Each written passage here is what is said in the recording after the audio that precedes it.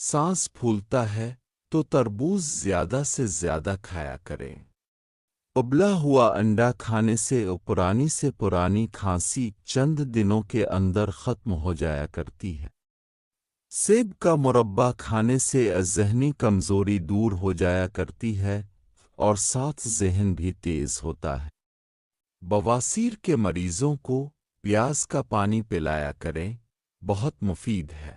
شہد میں 1 چمچ ناریل کا پانی مکس کر کے پینے سے کمر کے درد کے لیے بہت مفید ہے۔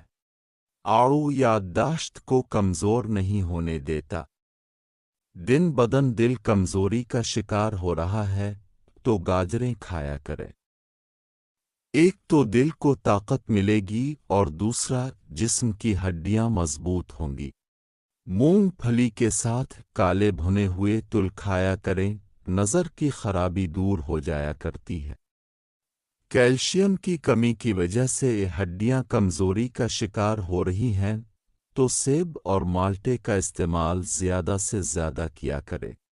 قبض کا مسئلہ ہے تو پانی میں 3 بڑی الائچی کو ابالیں اور ابلا ہوا نیم گرم پانی پیا کریں، قبض کے لیے بہت مفید ہے۔